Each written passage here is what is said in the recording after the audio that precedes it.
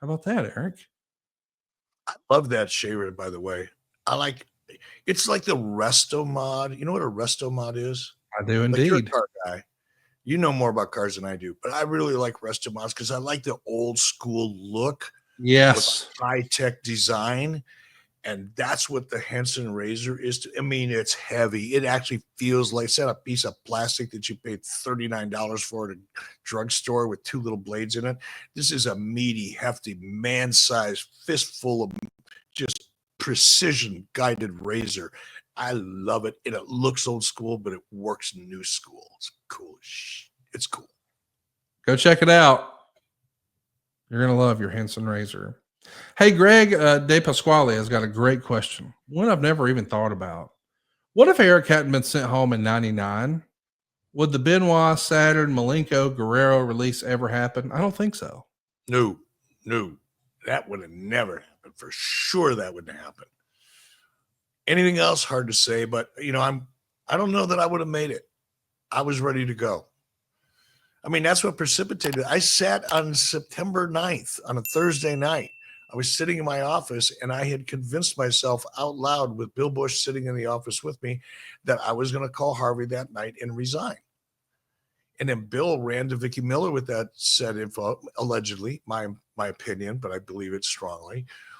Bill Bush, my quote unquote friend, rather than listening to me vent my spleen while he was pretending to talk me out of it, took that info. And, I guess I understand it. It was his job. She was his boss. He probably thought I was going to quit. But when he went to Vicky Miller with everything he had just heard, Vicky Miller preempted, called Harvey and said, move him on. So what if I wouldn't have had that conversation with Bill Bush? What if I wouldn't have been sent home that night or that morning, Friday morning, September 10th? I don't know, man. I wasn't in the frame of mind to figure out how to pull anything up, how to pull the business up and out of the direction it was going in. That's why I was in the position I was in and why I was frustrated as I was, because internally I could not win the fight I was fighting internally at WCW. That was the source of my frustration. So had I just stuck around, it would have just got worse. That's what would have happened. But I would not have let those guys go. That I wouldn't have done. Sammy has a great question here. What if Kenny and the Young Bucks signed with WWE back in 2019? I don't know that everybody listening to this recalls, but Kenny Omega, Cody Rhodes, and the Young Bucks all had offers from WWE. And ultimately, they wind up sticking together, deciding not to take the WWE offer and go on this AEW journey or experiment, whatever it was at the time, together. But in an alternate universe, what if Kenny and the Bucks signed with WWE? What would that look like? Well, you know the answer to that better than I do, because I don't know Tony, and I think you probably know him a little better than me. But would Tony have stepped up to launch AEW without those three individuals? I would say probably not. I would agree. Isn't that crazy to think? Yeah. And for them, not only financially, but obviously for Cody, it was absolutely the best move. Yes. Much like it was Steve Austin's best move to leave WCW. Well, I helped, but to end up in WWE eventually after spending a minute in ECW. It was just the right move at the right time for the right guy. Clearly, that's the case with Cody. Now, Kenny got a big check. Bucks got big checks. Career-wise, aside from the financial part, can we honestly say that their career has moved forward in a positive way? I guess that depends on your perspective, and certainly their perspective is the only one that matters. They're making a lot of money, but are they happy with where they're at in their careers at this point in those careers? I can't imagine they would be, unless they only care about the money. Isn't it interesting the way the narrative has flipped? I mean, for years and years, the idea was, hey, if you go to WWE, you'll make a bunch of money, but you're not going to be happy. You won't be in charge of your in control of your career. You won't be in charge of your creative. You won't have a say on who you wrestle or when you wrestle or how you wrestle. and it's going to be a grind, but you're going to make a bunch of money and you'll be a bigger star worldwide. You'll be able to hit the autograph circuit, even if you never really made main events. There's a whole lot of guys out there who are making a 6-figure income 35 years later off of things they did in the WWE. And they never were the world champion or main evented a pay-per-view or anything like that. So that was sort of the path that a lot of people knew was the trade-off. Hey, on the indies, they have to fly me in first class and I get to pick my opponent and I get to pick whether I win or lose. They have much more control on the independents. But when you go to work for the WWE, you'll make a much more money, but maybe you won't have as much fun. And it feels like when AEW came along, it was like, hey, now you can make the same money and have a little more influence, have a bigger voice, maybe be more fulfilled creatively. But now enough time has passed and you hear people who are frustrated with their lack of camera time or being frustrated that they're stuck in catering. And it almost feels like you're reading things now that people used to read about WWE back in the day. I think it's interesting the way that's all flipped, because from a career perspective, if we're just talking about dollars and cents, Kenny Omega and the Young Bucks absolutely made the right call.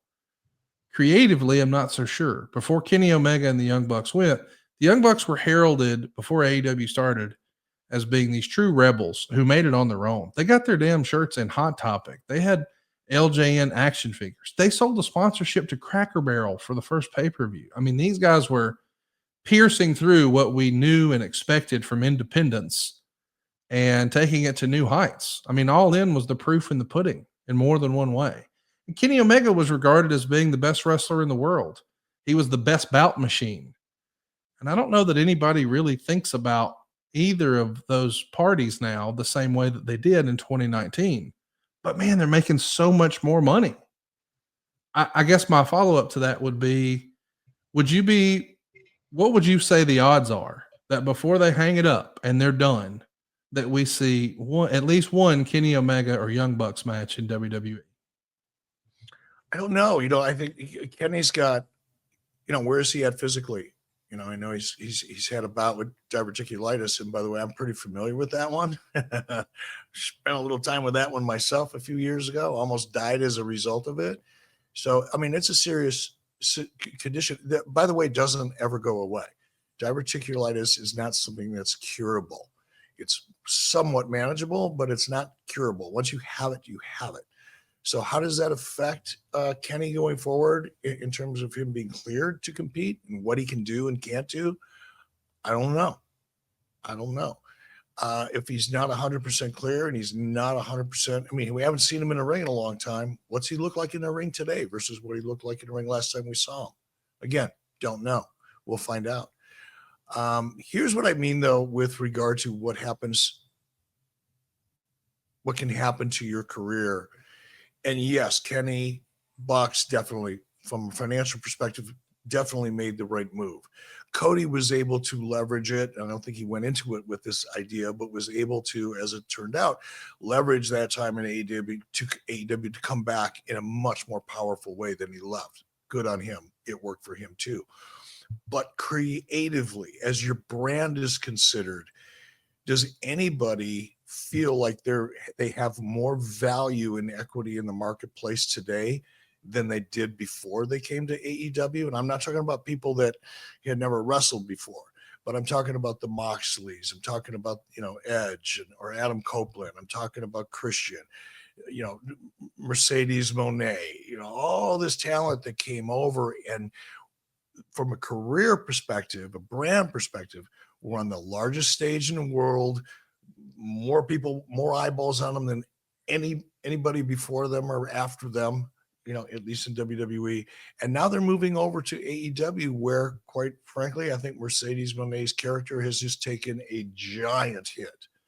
Her brand has been severely damaged as a result of being involved with AEW television. Now, here's the really funky part. It used to be, but you're going to go to WWE. You're not going to have any control. You're not going to know who you're going to wrestle. You don't have any say in it, blah, blah, all of which was true. But now you get to go to AEW. In Mercedes' case, she's got creative control and her own personal writer, who I happen to know and respect. And she not only is able to do whatever she wants to do, she's got a right to help her do it, and she's still losing ground as a brand. So when you talk about Kenny and you talk about where the Young Bucks are today, I think their perceived value was much greater before going to AEW than it is now because of being in AEW. The entire brand of AEW takes the talent down with it in terms of perception. So I hope they're making a lot of money.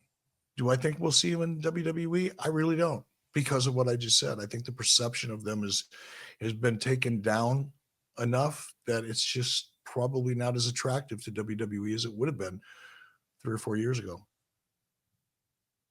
Would you like to bet your hair on it? No, you're not doing that to me again.